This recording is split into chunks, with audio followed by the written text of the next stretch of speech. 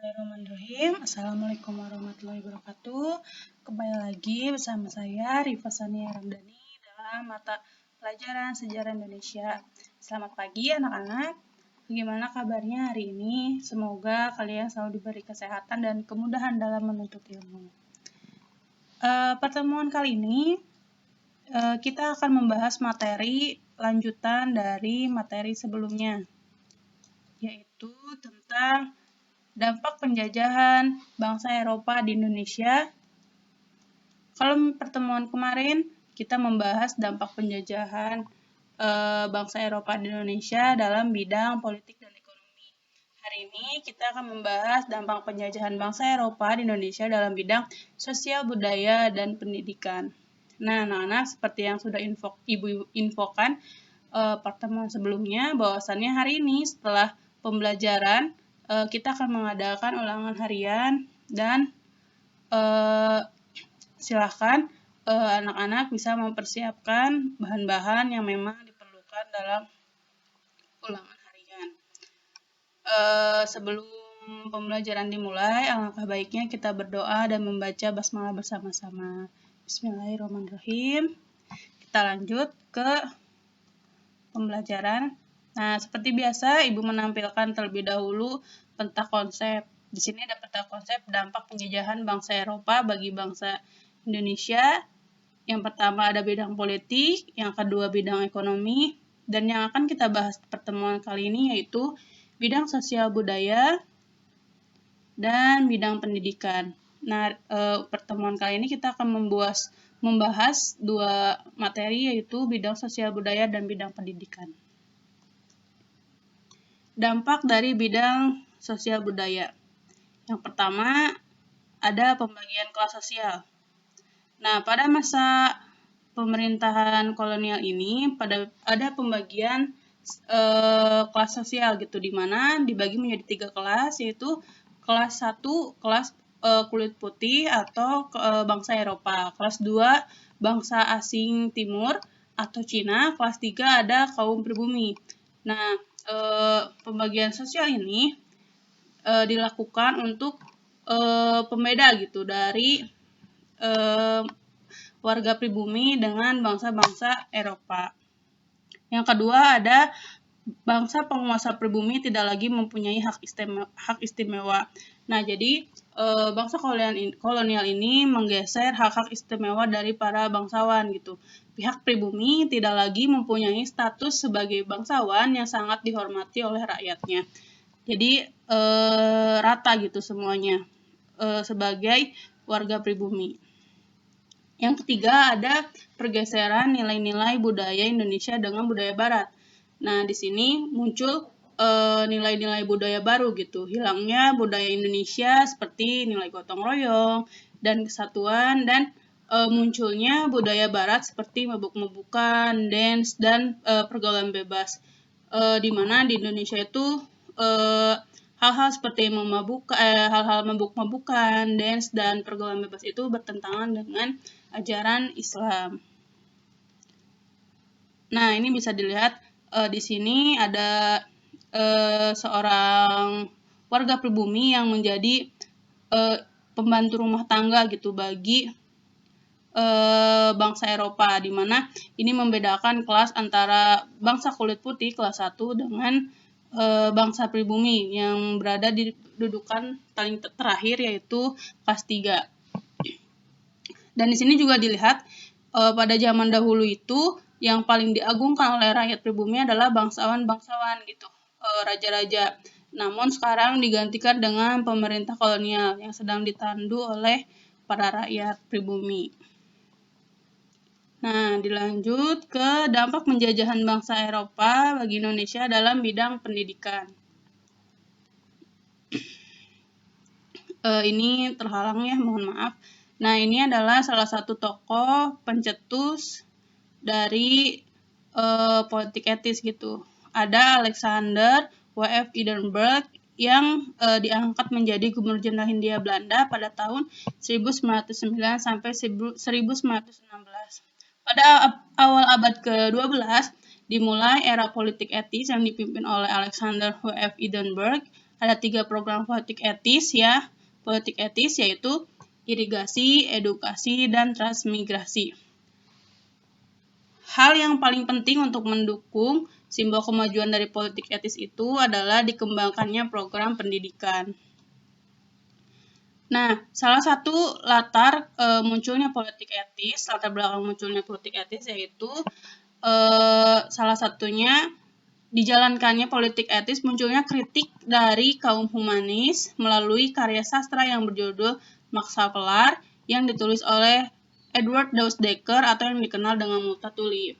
Nah, jadi karya sastra ini tuh berupa kritikan-kritikan dari kaum humanis atau masih dalam artian bangsa kolonial yang mengkritik tentang perilaku-perilaku dari penjajah kolonial terhadap Indonesia, dan di sana muncullah politik etis gitu. Kita lanjut. Nah, pendidikan yang diterapkan oleh kolonial Belanda itu tidak hanya diperuntukkan untuk orang-orang Belanda, tapi juga diperuntukkan kepada kaum pribumi. Jadi kaum pribumi juga diperbolehkan mengenyam pendidikan.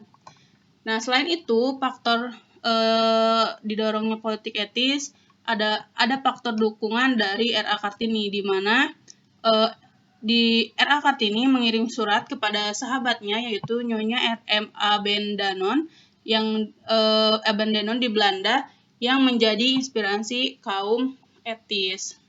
Jadi R.A. Kartini ini mengirim surat-surat kepada sahabatnya di Belanda gitu. Nah, selanjutnya pemerintah Hindia Belanda mendirikan sekolah-sekolah.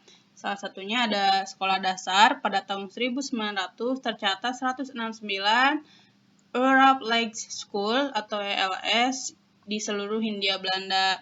Dan ada juga Holland Indies School atau HIS, di mana sekolah dasar ini diikuti selama 7 tahun gitu. Nah, ELS ini merupakan sekolah dasar yang dikhususkan untuk kaum elit dari kolonial dan kaum elit dari bangsawan pribumi. Nah, di mana setelah 7 tahun mengikuti ELS ini,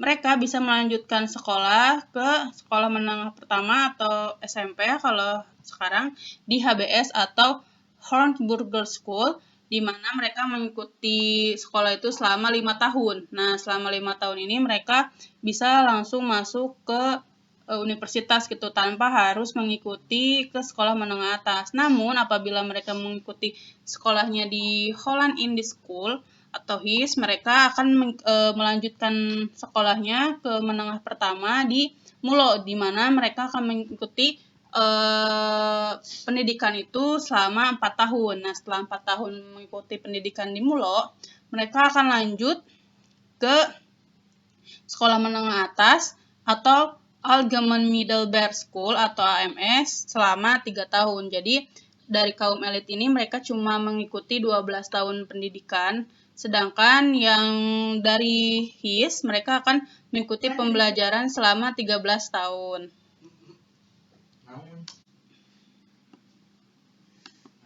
Nah, dilanjut, ada pemerintah kolonial juga mendirikan sekolah khusus kaum pribumi, di mana sekolah ini didirikan untuk kaum pribumi yang nantinya mereka akan menjadi pegawai bagi pemerintah kolonial. Nah, tadi kan mereka sudah mengikuti pendidikan dasar, menengah, dan menengah pertama dan menengah atas. Mereka nanti melanjutkan pendidikan ke Stopia atau bisa disebut dengan universitas dengan kehidupan sekarang. Pendidikan Stopia ini ada di Batavia. Sekolah ini dikenal dengan sekolah dokter Jawa karena banyak sekali sekolah ini diikuti oleh para pemuda-pemuda gitu. Nah, para aktivis pemuda, dan mereka menjadi seorang dokter. Terus selain itu juga ada Quick School, sekolah guru yang dikembangkan pada tahun 1852 di Solo. Terus ada juga Ospia. Ospia ini juga salah satu sekolah yang dikhususkan nantinya mereka akan menjadi calon pegawai. Nah, adanya pendidikan ini membuat adanya kesadaran bagi bangsa pribumi bahwa pentingnya pendidikan untuk diikuti gitu. Dan pendidikan ini juga memunculkan modernisasi dalam pendidikan dan menyebarnya kemerdekaan di kalangan terpelajar. Salah satunya keberadaan sekolah ini memunculkan kaum terpelajar dan munculnya juga surat kabar seperti Perjaji yang dikelola oleh RM Cokro Adikusumo. Selain itu juga adanya koran-koran lain seperti surat kabar The Preleng Book tahun 1885 di Bandung, dan juga ada Del Korat tahun 1884 di Sumatera Timur. Nah, adanya pendidikan ini juga menyebarkan semangat kemerdekaan di para kalangan terpelajar atau kaum muda.